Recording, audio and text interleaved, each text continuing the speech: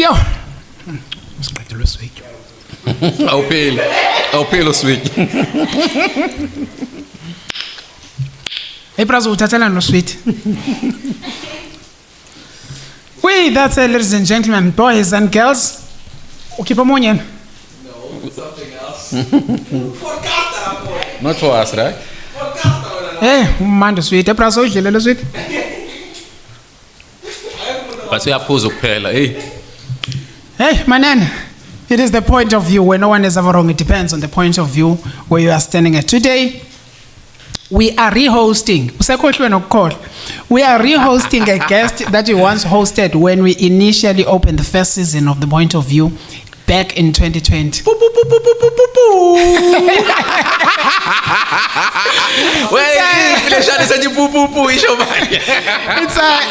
It's a full 360. It's a full 360 and into oyazi ke kuledlule sasidla sasingadla amakinati kuphela wazi kahle we had a full meal in front of us. Ayibasixakela but ngathi ukuthi sesiyasave manje. No sekuyasave manje. Phela nami sengaze ngabe ubaba manje. Achieve izinto ezinkulu yabo. With that said, ladies and gentlemen, boys and girls, we've got Mzombo Rico in the building, a phenomenal artist, a artist and a touch of chrome, touch of African music. But dance music is in the building. Mzombo Rico, poza yakhona. Please introduce yourself, sir. Ola uyitha uMzombo Rico lo ipoza yakhona. Sanibonani bafethu. Yeah, uMzombo Rico ngila ezi studios. So ukukhuluma nje kancane sibone ukuthi ama views ethu ahamba kanjani nabanye abantu la ngaphandle. Sharp. Awuzweke. Awona ke Mzombo. I think isikhathi esikahle ukuthi uphinde ubuye ngoba into esihlanganisile. Ngicela uqale uintroduce ukuthi why sasihlangene the last time. Podcast sekuqaleni ne? I think we had released a song. It was myself, Mr. D, and Ability. Specifically? Abulawelani. The title of the song was Abulawelani. It was about the cry le ekhona ngaphandle ukuthi abantu besilisa kune GBV gender based violence. Yebo. Kunabantu abashaya abantu besifazana ababulalayo benza zonke izinto lezi against abantu besifazana. It was about gender based violence. So sasithi abulawelani amantombazane because of ama incidents amaningi ayenzeka futhi at that time ukubula from lokhuza no Red Skin Cup. Okay. Uyinene recently obani ohlehla ababekhona kade bekhona so sasoma incidents afana nalawo. Yabona ke Mr. Mzombo, one thing that I want to do based on that beautiful song that you had. We shot a music video for that song. A beautiful and one. We had high hopes on it. Ngenxa ye message eyiqukethwe. Can you take me through your challenges? The main one. I think it did not get the reception esasilindele ukuthi ithole. Ingoma especially from nama well-established radio stations because ila itargeted ikhona kakhulukazi because we wanted the message to reach a wide number of people so, through radio but ke akwenzakalanga asikwazanga ukuthi reach that target yethu so sazama ukuyipromote ngendlela yethu amandla aphela yabona lonto leyo. We shot a music video it was denied on TV. Yeah. I don't think it was actually they always send one and the same message value on television.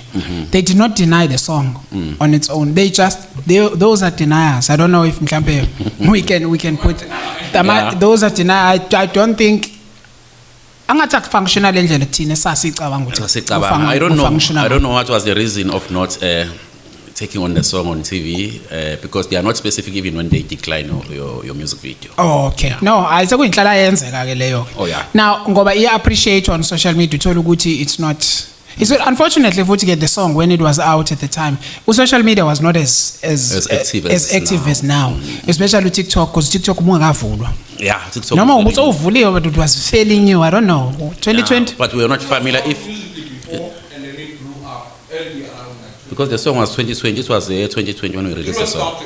Oh, okay. Oh, yeah. All right. Nayi ke into mina ngathi challenge. I think to have ladies not supporting the music video specifically them.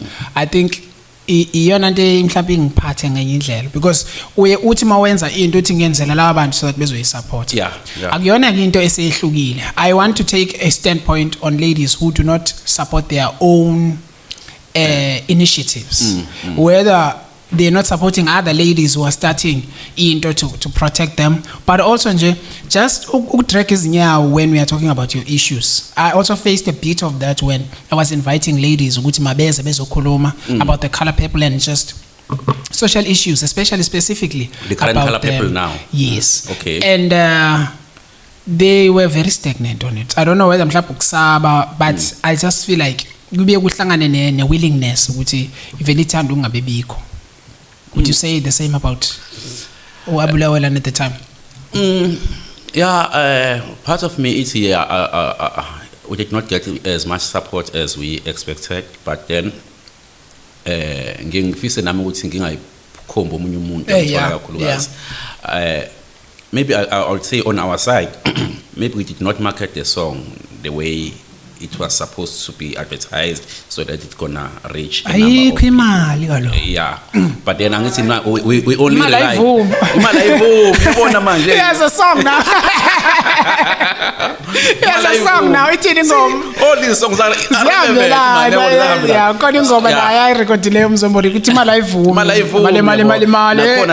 that song. So as I'm pushing along, I guess maybe it's because of we did not have like enough funds to finance our advertisement or marketing. So ngiyavumelana nawe mfethu on our socials because we share khona kokukhulu. Yeah, we did not get as much support. Yeah. Okay. Ngiyacishe angivumelane nawe lapho. But yeah, no. Because support wafanele sithole kona ama ladies no. and women. Yeah. No. Uthi no Mr. when I'm Zombo.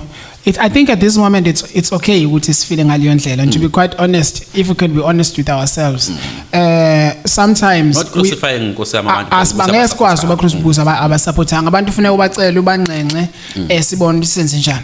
Let's go to the main business of the day, the color purple. Ngcono so ubambe nasesandleni. What does the color purple mean to you? I already know the answer, but awungazisa. What does it mean to you? Usuneminingi entsha ucolor purple manje.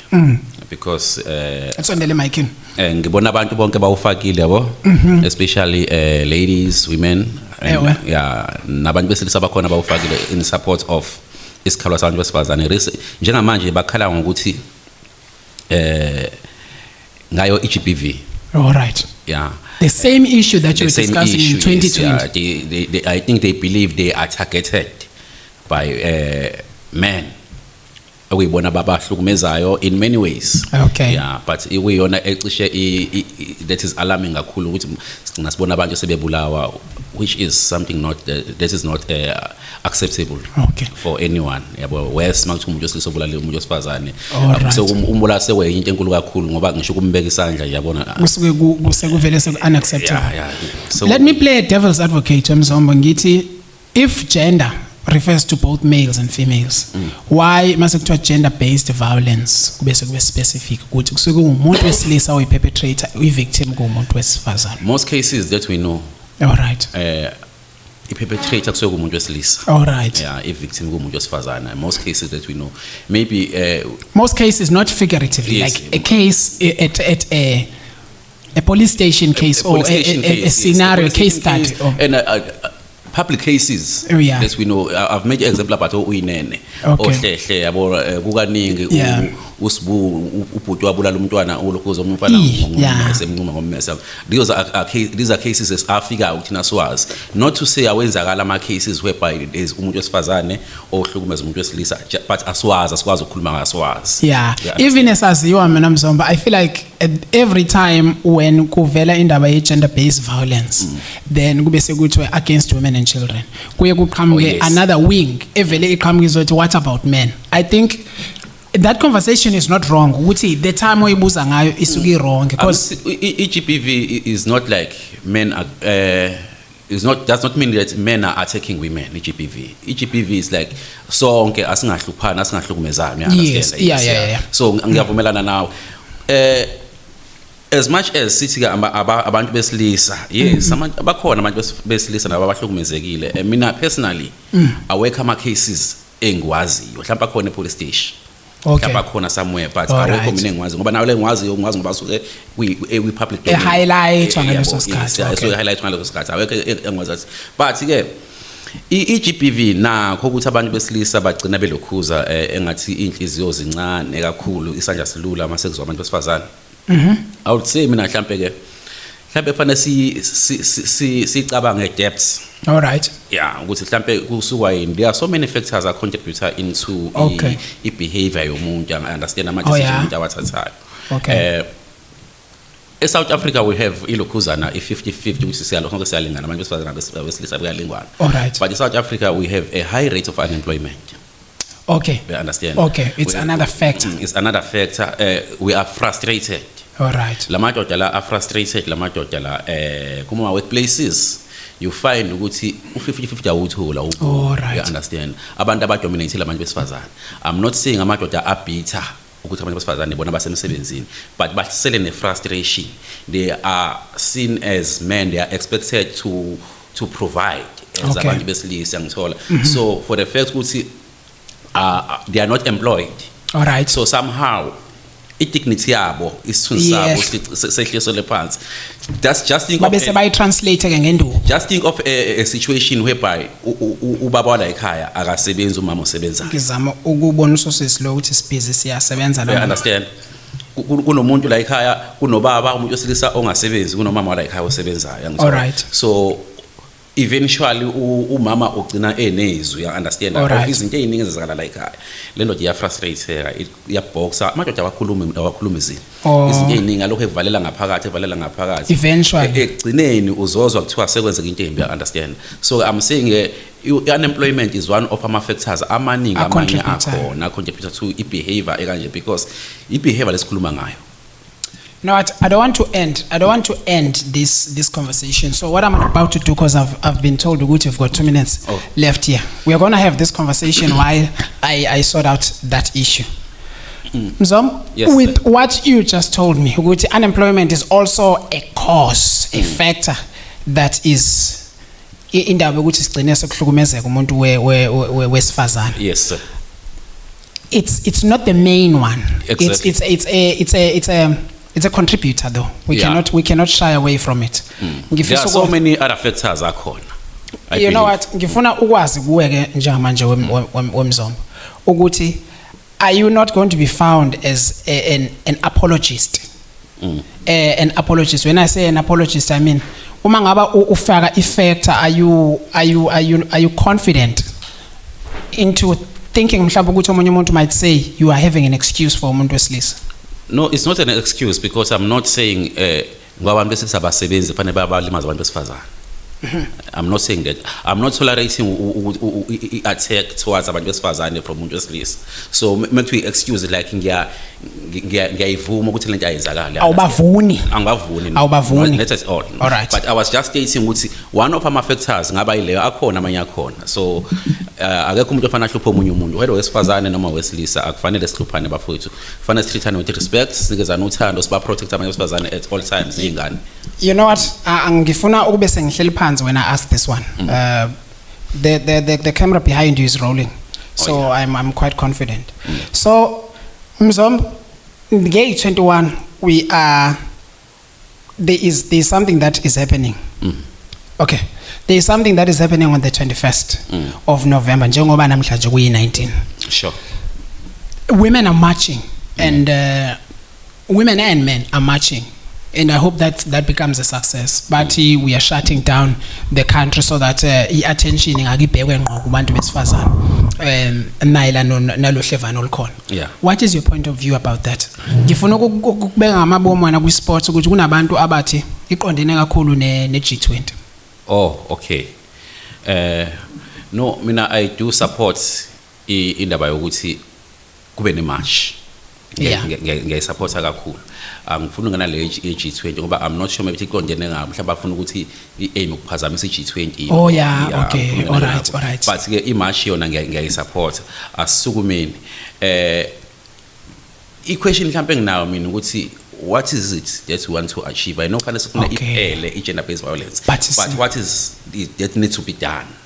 Exactly with the to end GBV because our officials, they all know about GBV. Okay. Asiboni kwenzakala lutho.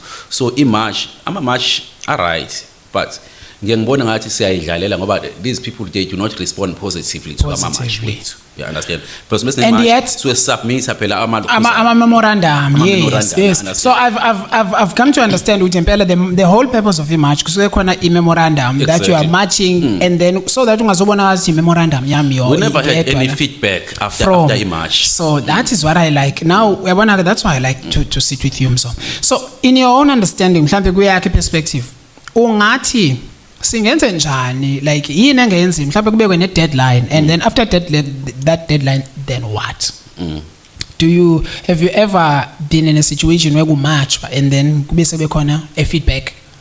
No, yona into lenkhala ngawe le angikhumbuli esingle one kuba khona i feedback after a match. Okay, Yeah. maybe siya match nje for a purpose of matching abanye balove emsebenzini ba support i match basayina Then ma bese- ukuthi bengekho emsebenzini bengene ma troubles but ayikho into eqhamukayo after. mhlawumbe it's a rhetorical question lengizoyibuza. Out of this match because asithi mayingenzeki Yes. what would you like to see?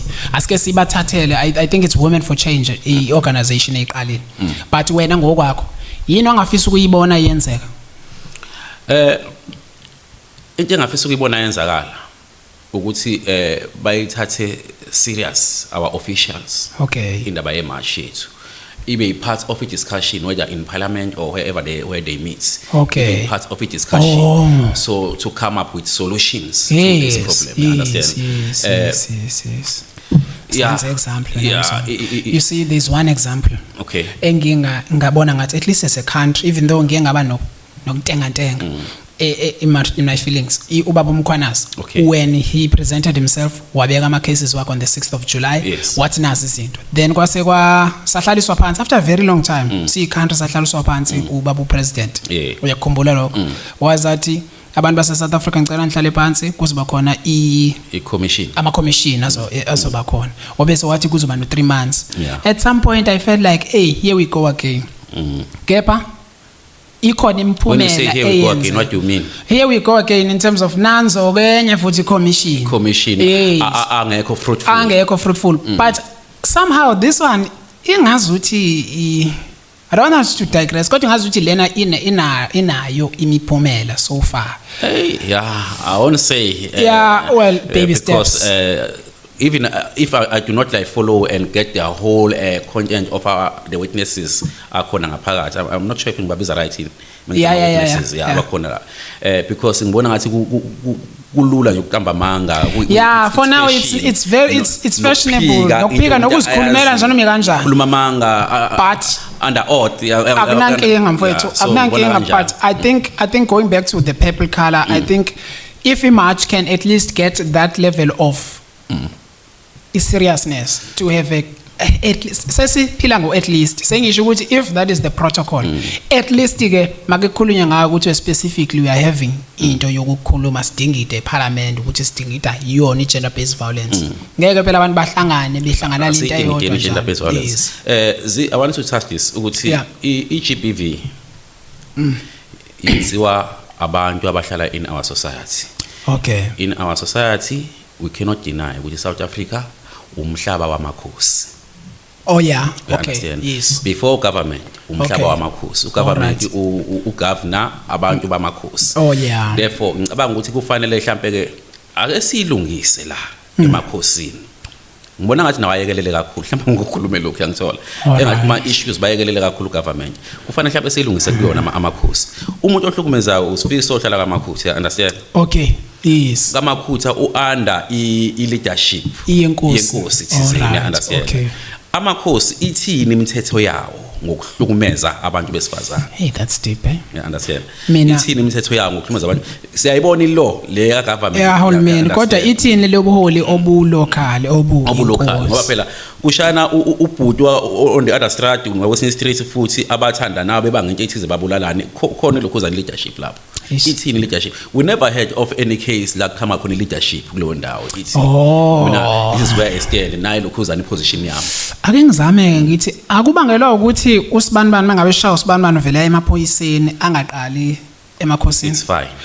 Eseyile emaphoyiseni yezwe inkosi nangu usifiso. Oh yeah. Uboshelwe for ukuthi Usebuye uzala. uyabuya uzala. Ithini inkosi yambuka nje ukuthi awusetshedeliwe. Ish. Yeah, ne. Induna ziyamba ukuthi hawu ngangisebuyile bonke abantu sebeyamsaba ukuthi unquma intombazana kwasibani useyasatshwa endaweni. Amakhosi awazi umsebenzi wawo wonke mfethu mawucabanga. So ngicabanga ukuthi mhlawumbe ngiyazi ukuthi bayawazi, let me not find myself in trouble, but sengisho ukuthi do they understand the role they can play on issues of such nature, but they do. Mina ngicathi bayibona be inferior to law yesilungu. States. Okay. Yeah, bebe inferior ngathi amandla abanawo. So somehow interpretation le ngingathi mina bayibona engathi abanayo. It's your point of view. Indlela obona ngayo. Yes, whereas they've got so much power. Okay. Ngoba abantu babo even ugovernment ayekho into angayenza amakhosi emabe ekhipha izwi ngabantu bawo. Uvota thina nje sivotela ugovernment kodwa suke emakhosini. Amakhosi angasivala methanda amakhosi. Uma kuthiwa kulandela umthetho. Ukuthi esaba yizwe elingenawo umthetho elilandela ini democracy. Democracy comes from the angle of government angithola, which is democracy by the way ngibona ngakhona mina right, but isinikeza so much freedom not destroy a lot of things. So izinto ziyonakala because imithetho ayisekho. Ngoba yede siyacela ke makhosi wethu siyanicela mhlawumbe maye ububuhle lapha tatu bayede ngaba nithetho lihlobo, kodwa ndiyacela Nkosi yesizwe, ndiyakucela Nkosi yesizwe ohlala nesidlwengu kumhlaba wakho nohlala nomhlukumezi wabantu besilisa nowesifazana, bengicela nje kona ubatata ukubheka usukume. Sina sikuzwa ngendaba ukuthi kwawuthi umonile ukuthi uyahlawula, sikuzwa ngendaba nokudingiswa into esingayazi sizwa ngendaba. Wasizwa ngendaba. Waye kungahlawulwa manje, waye kungadingiswa. Andazi manje kulama rights akhona, but maybe we can speak all day and night if inkosi ingekho abizosichazela ngeke sicela. And I'm hoping ukuthi there is one king or unyana wenkosi noba ngumntana wenkosi ozoke ayibiza inkosi izohlala lapha ekizosichaza nayo. Ngaphandle kokusichaza ke no, you are not summoned. No God, but I would love to have a perspective yenkosi, even if you can take this platform and send it to those places because it's a very important very important observation. They have so much role to play. So ngene besakwazi nokukubuza ukuthi in your own individual capacity and the president, when I said ngifuna ukuthi, in fact you've answered, because I was about to ask ukuthi if you were president what would you have done. Usuyichazile. I would give iLukhuzani power to amakhosi. Okay, all right. I would give power ukuthi ababe nemithetho yabo eguide imphakathi abahlala kuyona. Yes, yeah. So as uMzomboriko umculi, gender-based violence, how do you've already done it, man. You've already done it, but in the year 2025 wenza ntoni to fight it? By the way, manje ndithi ndiyabulela man. Yes sir. For having done that song. I'm happy to say I'm part of it at this moment. That song is still speaking the same message now, and it shows the beauty of art because you called it while it was happening. Ndiyabulela for having been part of it. 5 years back. 5 years now, what do you do different? For now, into ekhona njengamanje ikhona ukuthi akungishintshile ukuthi ngumuntu o feel kanjani about things ezenzakalayo including gender based violence. Okay. So ama views amasafana since ngangibhale ingoma. So into ekhona njengamanje ukuthi I'm willing to support any initiative. All right. You understand that if I am unable to join in march, sorry. Okay. Sorry. Ziyahambelana zonke lezi zinto by the way. Sengathi sengifile ngazifana ngifile back ngathi ngiyapromote khona kunani vele. No go kuba basathwana. Yeah, so image phela suka kuyona image and march just march phela vele khona zolo lokho. Understand. So ke sengisho ukuthi image even if angiphumeleli kuyona image but ngoba kuna no social media i-contribution bafethu in your corner because abanye abantu ba committed, abanye abantu imisebenzi yancikisela, we should share and market, understand and ukuthi kwenzakalani. At least let us invite more people, see expose iLukhuzani ukuthi there's image coming on Mhla 21 at least. Asibonge but with all that is said about the initiative, I hope, because I think the message Tina is clear, because abanye bathi it might be a hidden agenda. At least for what is exposed, the exposed agenda, it is fighting against women and children. Maybe we can focus on that and not ways ezinye izinto esemacaleni where people are saying mhlawumbe ngenzeka ukuthi ifihla into ethile, we are not aware. Social media is saying a whole lot of things, but one thing that is happening to our children. because the one that I know in the rape, it is serious. So What else is happening to children? Because my Bible says, No. You know what? I do not want to extend it to that. My social work side of things is saying gender-based violence against women and children because that is what I am used to. Okay. So by 16 days of activism. Okay. So now against women and children. This march is not about children. Okay. Maybe specifically it's for women. I wouldn't know. But at the end of the day, I think they come as a package. Yeah. Usually the perpetrators yeah, man, it's sometimes a pity about uzibize njengendoda xa khona amadoda enza izinto ezilula hlobo ubona ba okay. Yeah, we need to also to know what is the definition of a man. Mhlawumbe fanele sibuze lokho noma yini umuntu ayenzayo. Amakhosi azosincedisa because abiwe lonto. Mzombo, we have less than 2 minutes left, so I would like you to conclude bese uchibufumaneka kaphi on socials. Otherwise, from my side, thank you very much for coming through, man. Ngiyabonga futhi angibonge nje nami kakhulukazi kuba kwi podcast kuyithuba elibaleka kakhulu. Any artist I think would appreciate ukuthi athole ithuba kanje. Umzombo Rico utholakala ku social media ukhona ku Facebook Mzombo Bhoza yakhona. Amagama nje awu 3 ahlukene Mzombo Bhoza yakhona, and then ku TikTok umzombo Dawish, angithi igama lami ngosifiso. Dawish. All right. Yeah. All right. Ku Instagram umzombo_Bhoza. Yeah. Ngitholakala lapho mfethu. By the way, siyasebenza kusho ukuthi ngeartist siyathesha. Ekhona into ezayo. Kuningi umsebenzi okhona. Asibonge man. And don't treat yourself as a stranger, man. This is just for people who may not know you. Otherwise you are the son and we are all governed here. Silapho ngumuntu walapha wena. Ikhosombe lethu leli. Asivale. Thank you very much. You and the POV and we had Umzombo. Shabab, Ola signing out.